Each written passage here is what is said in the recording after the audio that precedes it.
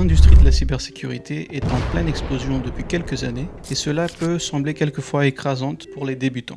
Vous avez déjà probablement entendu les termes de pentester, analyste SOC, ingénieur cybersécurité, analyste GRC et tant d'autres. Il existe tellement de rôles différents en cybersécurité qu'il est parfois difficile de savoir par où commencer et quel rôle choisir selon notre profil. Bonjour à tous, je m'appelle Klaus et je suis consultant en cybersécurité dans une grande boîte d'audit en Big Four et dans cette vidéo, je vais t'aider à trouver le rôle qui te convient le plus selon tes forces, tes compétences, ta personnalité, même si tu es un débutant. Et premièrement, on va regarder pourquoi choisir la cybersécurité en 2025. Alors déjà, la cybersécurité est un domaine à très forte demande dans le marché, avec plus de 3,5 millions de postes à pourvoir depuis février 2025. Et avec l'essor de l'IA et la cryptographie post-quantique, ce nombre ne fera qu'augmenter. Avec une grande variété de rôles en cybersécurité, ça laisse la place à l'épanouissement. Donc on peut avoir des rôles beaucoup plus techniques qui demandent une connaissance de scripting, de programmation, de réseau et d'autres,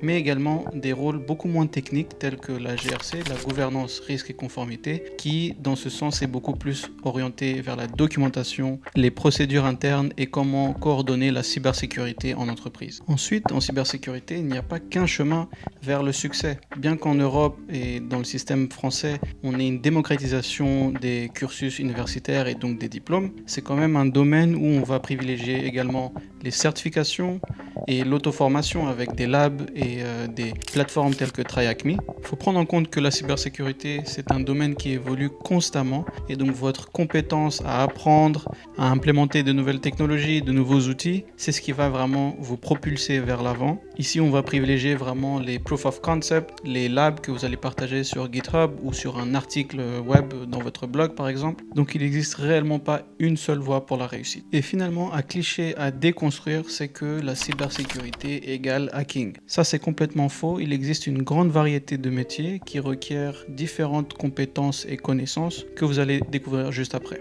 Découvrons maintenant les rôles principaux en cybersécurité. En première place, nous avons l'analyste SOC. SOC qui veut dire Security Operations Center en anglais et qui est un rôle très courant pour une première expérience en cybersécurité. C'est un rôle qui requiert des bases en réseau et en IT, mais avec des formations très abordables que vous pouvez retrouver, notamment avec la certification CCNA que vous connaissez de Cisco. Un analyste SOC fait partie de la Blue Team, donc l'équipe des défenses de la cybersécurité. Donc les tâches consistent simplement à surveiller le réseau, détecter les menaces et répondre aux incidents. Concrètement, vous allez recevoir des alertes tous les jours de votre SIEM, donc le SIEM qui est un Security Information Event Manager. En gros, c'est un agrégateur des logs de différents systèmes dans votre réseau. Vous allez analyser les logs et essayer de trouver des indices de compromission qui vont déterminer si l'alerte c'est bien une alerte réelle ou si c'est une fausse positive. Si c'est réellement un incident, vous allez escalader ça à votre manager et tout un processus de réponse à incident qui suit. Le deuxième métier est testeur d'intrusion, hacker éthique ou pentester. Ce métier est la raison pour laquelle 99 d'entre nous sommes tombés en cybersécurité. Bien sûr, c'est un métier très intéressant mais très romantisé. Concrètement, le pentester va aider une organisation à trouver différentes failles dans leur système en prenant la place de l'attaquant. Attention à ne pas comprendre avec le red teaming. Ici, vous êtes très bien encadré. Vous allez soit avoir une white box, grey box ou black box, dépendant des informations qui vous ont été fournies par l'organisation et leur volonté à tester soit leur contrôle de sécurité,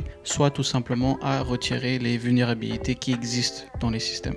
Ce métier par contre est beaucoup plus technique et un peu moins accessible aux débutants, même si aujourd'hui on utilise différents outils d'automatisation et avec l'IA on peut vraiment gagner beaucoup de temps, mais on va vraiment avoir besoin d'une connaissance plus ou moins approfondie en programmation, en scripting, dans le réseau et toute une succession de techniques, de tags possibles pour infiltrer un réseau. Si vous voulez vous initier au pentesting, bien sûr, je ne peux que recommander TryHackMe et Hack the Box. Spécifiquement TryHackMe qui propose des parcours guidés avec des labs virtuels sur lesquels on peut pratiquer. Et pour l'anecdote, bien que je sois en GRC donc un domaine vraiment pas technique en cybersécurité, on m'a déjà demandé plus d'une fois en entretien quel était mon score ou mon ranking dans la plateforme TryHackMe. Juste pour vous dire à quel point la pratique est très importante en cybersécurité, notamment dans ces plateformes de lab virtuels. Donc si vous aimez la technique et que vous êtes prêt à vous mettre à jour pour chaque payload qui sort, le pentesting est pour vous. Un petit astérisque que j'ai oublié de vous dire, c'est qu'en pentesting, 50% de votre temps va être dépensé à rédiger des rapports. Donc soyez prêts. En troisième position, nous avons ingénieur sécurité cloud. C'est pas nouveau de nos jours avec toutes les applications et infrastructures qui ont migré vers AWS, Azure ou Google. Ce rôle est de plus en plus important et en grande demande. Votre objectif ici est principalement de sécuriser l'environnement cloud et ses configurations, ainsi que gérer les permissions, les identités et accès. Ici, les compétences clés, c'est clairement comprendre une architecture cloud et comment elle fonctionne, comprendre l'aspect de sécurité très spécifique qui est la gestion des identités et des accès. Et finalement, ce qui est demandé dans le marché, c'est des compétences très spécifiques sur un cloud provider.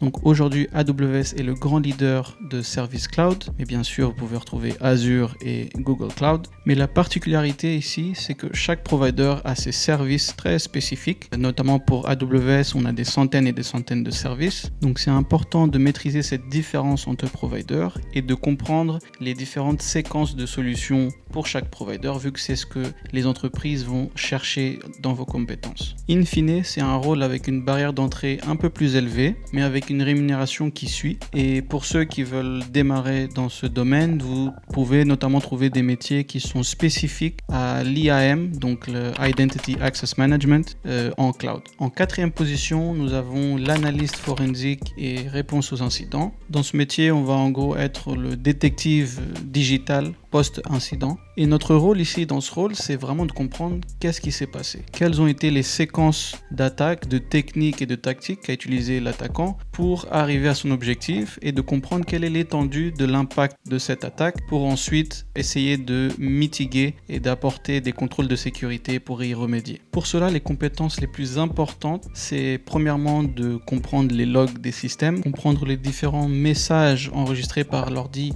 à chaque action de l'utilisateur. Et finalement, je dirais, c'est de comprendre comment fonctionne la mémoire dans un ordinateur et notamment la volatilité de celle-ci pour maintenir ce qu'on appelle une custody chain, qui est en gros l'art de garantir l'intégrité des preuves qu'on va recueillir. Donc si vous n'avez pas encore compris, ce rôle va vraiment être dédié à ceux qui ont un esprit critique et investigateur dans la cybersécurité. En cinquième position, nous avons analyste GRC, donc gouvernance, risque et conformité, qui est notamment le rôle que je pratique. Dans ce métier, vous allez mélanger la cybersécurité et le business. L'objectif ici va être de donner un sens à la cybersécurité et d'optimiser les ressources informatiques. C'est un métier clairement beaucoup moins technique, mais qui va vous demander une connaissance générale de la cybersécurité. Et même au-delà de la cybersécurité, on va peut-être toucher aussi au droit avec les différents règlements qui viennent en compte, comme le RGPD par exemple.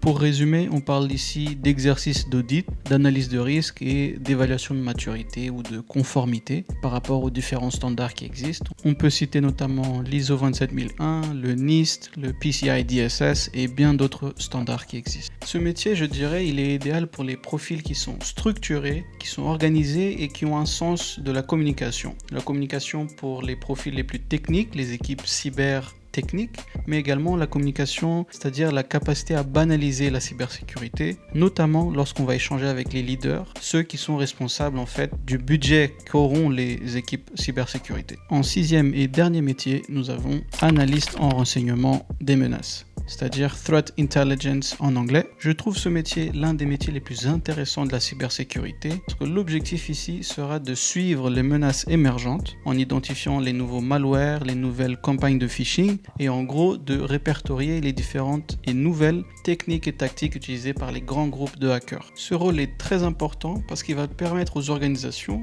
typiquement les grandes organisations telles que les banques, à remédier proactivement contre les outils qui viennent d'être développés par les grands groupes de hackers. Ce métier exige de l'assiduité, mais également une bonne compétence en recherche, en communication et en présentation. Et bien sûr, c'est parfait pour ceux qui veulent être à l'affût des dernières nouvelles en cybersécurité. Maintenant que nous avons avons vu tous ces rôles, comment pouvez-vous faire votre choix? Selon moi, vous devez répondre à 3 questions. Premièrement, voulez-vous rester du côté rouge ou bleu, c'est-à-dire offensif ou défensif? Ensuite, voulez-vous faire de la stratégie ou plus de la technique? Et enfin, est-ce que vous êtes beaucoup plus dans la pratique ou dans la communication? Si vous préférez l'attaque, bien sûr, vous allez avoir les hackers éthiques et le pentest. Au contraire, si vous êtes plus du côté de la défense, vous avez le côté SOC, analyste SOC et réponse aux incidents. Si vous aimez la technique, vous aimez bien le scripting, la programmation, peut-être que la sécurité cloud et le pentest, c'est pour vous. Et si vous n'aimez pas trop la technique, bien sûr, vous avez soit la GRC, soit le Threat Intel. Et finalement, si vous êtes plus de la pratique à la communication, vous allez choisir tout ce qui est SOC, réponse à incident, pentest et j'en passe. Et sinon, vous allez prendre la GRC et le Threat Intel comme métier qui exige un peu plus de communication. Et maintenant, quelles sont les prochaines étapes? Selon moi, vous devriez vous connecter sur la plateforme TryHackMe. Là-bas, vous retrouverez des chemins guidés pour chaque rôle que nous avons vu, avec toutes les connaissances nécessaires, toute la pratique que vous pouvez vous attendre, et ça va vous donner une vue globale des tâches à faire dans ce métier. Ensuite, selon moi, vous devez acquérir 2 bases incontestables si vous voulez rentrer dans la cybersécurité, même si c'est en GRC ou en Threat Intel. Ici, ce sera de comprendre les bases du réseau et des systèmes d'exploitation. Quand je dis système d'exploitation, ça peut être simplement comprendre comment utiliser le terminal, une petite base de scripting, juste pour savoir utiliser à un niveau basique. Mais pour moi, le réseau est indispensable parce que la cybersécurité, c'est simplement une couche, une philosophie de sécurité sur la technologie qui est l'IT, l'informatique. Et finalement, quelles sont 2 certifications que je vous recommande comme débutant ou quelqu'un qui veut rentrer en cybersécurité? Et ben, on a simplement la Security Plus de CompTIA. Ici, vous allez voir toutes les bases de la cybersécurité sans trop rentrer dans le détail. Et une deuxième certification qui est la CCNA. Même si je ne l'ai pas passée, je trouve que c'est un grand atout pour ceux qui veulent rentrer en cybersécurité et qui va vraiment justifier vos bases en réseau. C'était tout pour moi. Si vous avez aimé la vidéo, n'hésitez pas à laisser un like et à vous abonner. Et dites-moi dans les commentaires quel est le rôle que vous choisirez.